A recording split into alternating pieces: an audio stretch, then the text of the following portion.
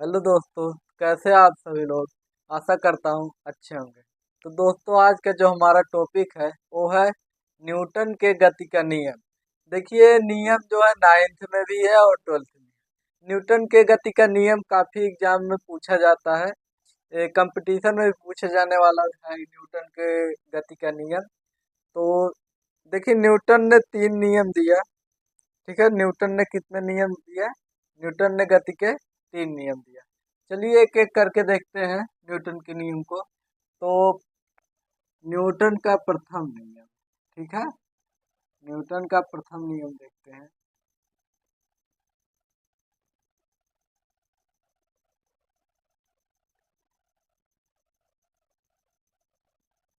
Newton के प्रथम नियम को जड़त्व का नियम भी कहते हैं, इसलिए इसको यहाँ लिख भी देते हैं। इसे क्या कहते हैं? जड़त्व का नियम भी कहते हैं।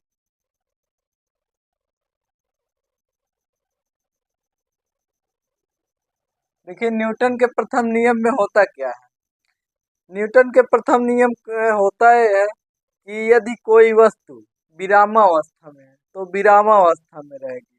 यदि कोई एक वस्तु गति की अवस्था में है तो गति की अवस्था में रहेगी, जब तक उस पे कोई वाह बल ना लगाया जाए। जैसे कि मान लीजिए कोई वस्तु है, वो रुका हुआ है, ठीक है, विरामावस्था में है, तो हमेशा वो ऐसे ही रहेगी, विरामावस्था में रहेगी, रुका ही रहेगी। यदि जब जब उस पे आप बाह बल लगा देंगे, जैसे कि एक गेंद है, वो रखा गया है, वो एक जगह है विरामावस्था में। जब आप उसको जाकर छुएंगे तो इधर से उधर हो जाएगा, ठीक है। हाँ। और यदि कोई गति की अवस्था में है तो हमेशा वो गति की अवस्था में रहेगी, रुकेगा नहीं। जैसे अब एक फुटबॉल को हमने अगर पैर से मार दिए तो हमेशा वो चलता रहेगा, चलता रहेगा, जब तक उस पे कोई वाह बल ना लग जाए, ठीक है। तो देखिए, आप लोग के दिमाग में आता होगा कि हम लोग फुटबॉल को मारते हो रुक जाता है, तो आप कह रहे हैं कि चलता ही रहता है। तो रुकने का उसका एक कारण है। कारण ये है कि फुटबॉल जो है फर्श को स्पर्श करता है, ठीक है, जैसे जमीन को स्पर्श करता है। फुटबॉल और जमीन के बीच में घर्षण बल लगता है, जिसके कारण वो रुक जाता है। वैसे साइकिल का पहिया भी है, साइकिल के पहिए में भी घर्षण बल लगता है। सड़क और टायर के बीच में घर्षण बल लगता है, जिससे वो रुक जाता है। यदि उसमें घर्षण बल को शून्य कर दिया जाए तो एक बार आप पॉडिल मारेंगे तो साइकिल हमेशा चलता ही रहेगा, चलता ही रहेगा। तो देखिए, पहला नियम क्या कहता है। यदि कोई वस्तु, ठीक है, यदि कोई वस्तु विरामावस्था में हो, विरामावस्था में हो,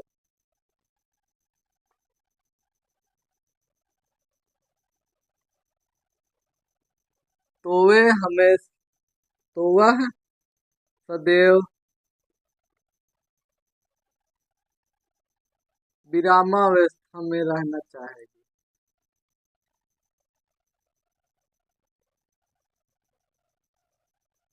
विरामावस्था में रहना चाहता है, ठीक है। यदि कोई वस्तु विरामावस्था में, तो वह सदैव विरामावस्था में रहना चाहता है। यदि कोई वस्तु गति की अवस्था में है या गतिमान है, तो वह,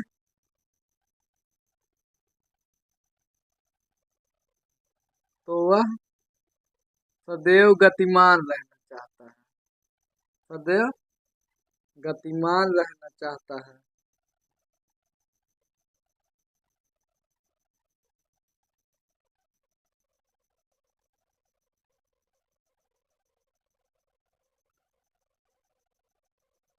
जब तक उस पे कोई बाहुबल ना लगाए, ठीक है, जब तक,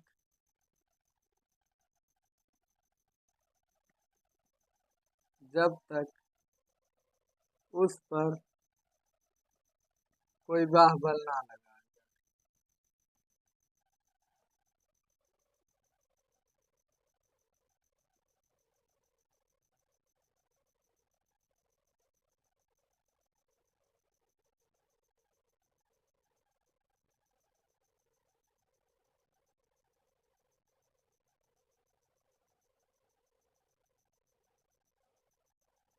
ठीक है। जैसे देखिए, जब तक जब कोई वस्तु विरामावस्था में, अब यही फुटबॉल को हम ले लेते एग्जाम्पल में देख लीजिए। जैसे एक फुटबॉल है, ठीक है, एक क्या है, फुटबॉल है। अब इसको हमने विरामावस्था में, कैसा है, विरामावस्था में है।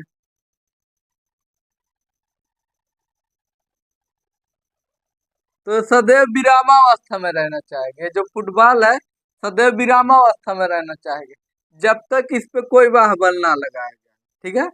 अब मान लीजिए हमने इस पे बल लगा दिया, ठीक है, मान लीजिए हमने इस पे बल लगा दिया। अब ये गति की अवस्था में हो गया, ठीक है, अब ये गति की अवस्था में हो गया, तो सदैव गति की अवस्था में रहना चाहेगा। मान लीजिए फुटबॉल यहाँ तक आ गया, तो सदैव ऐसे गति की अवस्था में रहना चाहेगा जब तक कोई इस पे वाह बल लगा के रोकेंगे नहीं, ठीक है। बाबल लगा के जब तक रोकेंगे नहीं, तब तक ये क्या होगा, गति की अवस्था में होगा। तो आप लोग सोचते होंगे फुटबॉल रुक जाता है, तो देखिए रुकता कैसे है। ये जमीन को स्पर्श कर रहा है, फुटबॉल जमीन को स्पर्श कर रहा है, तो जमीन और फुटबॉल के बीच में जो लग रहा है बल, उस घर्षण बल लग रहा है, ठीक है। जमीन और फुटबॉल के बीच में घर्षण बल लगने की वजह से रुक जाता है। यदि घर्षण बल को हम क्या कर दे, शून्य कर दे, तो एक बार हम फुटबॉल पे फोर्स लगाएंगे, एक बार फुटबॉल को हम पैर से मारेंगे, तो सदैव चलता ही रहेगा, चलता ही रहेगा, कहीं रुकेगा भी नहीं जब तक कोई उस पर वाह बल ना लगाया जाए, ठीक है। तो देखिए, चलिए देखते हैं दूसरा नियम, चलिए देखते हैं न्यूटन का द्वितीय नियम में क्या कहा गया है। न्यूटन ने द्वितीय नियम में बताया, किसी वस्तु पर लगने वाला बल उसके द्रव्यमान और त्वरण के गुणनफल के बराबर होगा, ठीक है। किसी वस्तु पर लगने वाला बल, तो बल को हम लोग किससे लिखते हैं, बल को लिखते हैं एफ से, यहाँ लिखते हैं, बल को लिखा जाता है एफ से।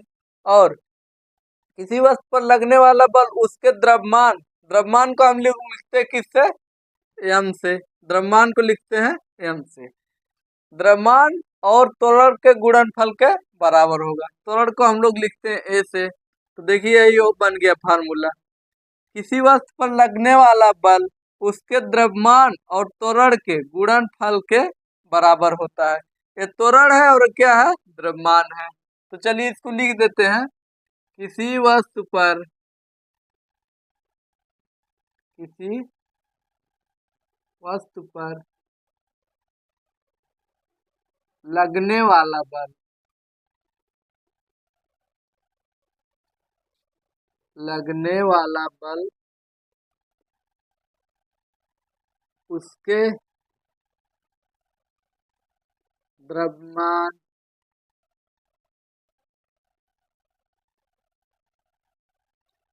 और त्वरण के गुणनफल के बराबर होता है। क्या होता है कि द्रव्यमान और त्वरण के गुणनफल के बराबर होता है।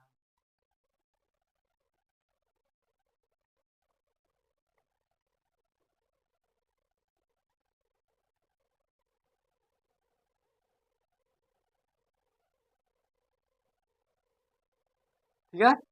तो देखिए, किसी वस्तु पर लगने वाला बल उसके द्रव्यमान और त्वरण के गुणनफल के क्या है, बराबर है।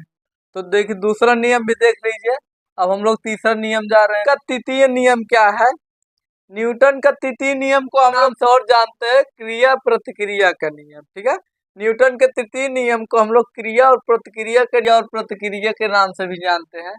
तो इसमें बताया क्या है, न्यूटन ने बताया है कि मतलब जो दो वस्तुएं आपस में जब टकराती हैं, ठीक है, मान लीजिए दो वस्तु है, यही दो पिंड है या वस्तु है, ये आपस में जब टकराएंगी, ठीक है, ये आपस में जब टकराएंगे, तो ये समान परिमाण में लेकिन विपरीत दिशा में बल लगाएंगी।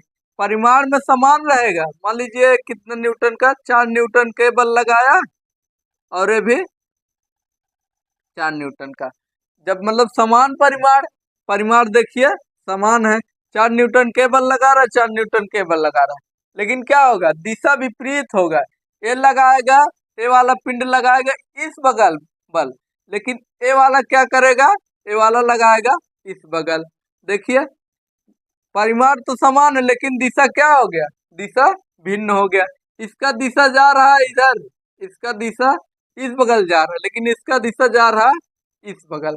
तो दिशा में विपरीत हो गए और परिमाण में समान है। यही देखिए क्रिया प्रतिक्रिया का नियम है। जब दो वस्तुएं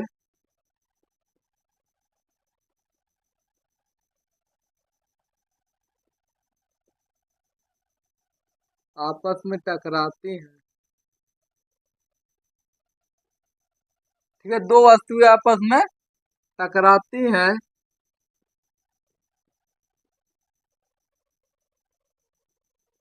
तो परिमाण में समान, परिमाण में क्या होगा, समान, परिमाण में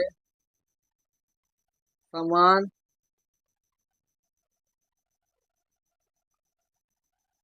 और विपरीत दिशा में बल लगाती। परिमाण में समान रहेगा, परिमाण में समान और विपरीत दिशा में बल लगाती है, दिशा में बल लगाती है।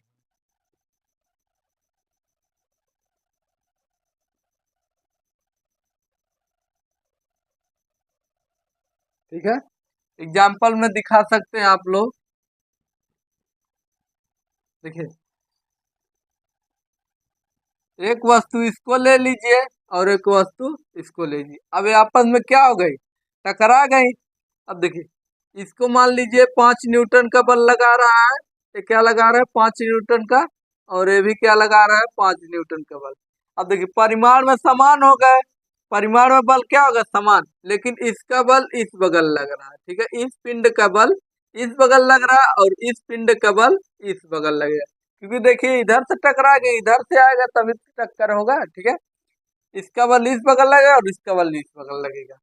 तो देखिए जब दो वस्तुएं आपस में टकराती हैं तो परिमाण में समान, परिमाण में समान और विपरीत दिशा में बल लगाती हैं। यही है क्रिया प्रतिक्रिया का नियम। तो मैं समझ रहा हूँ आप लोग समझ ही गए होंगे।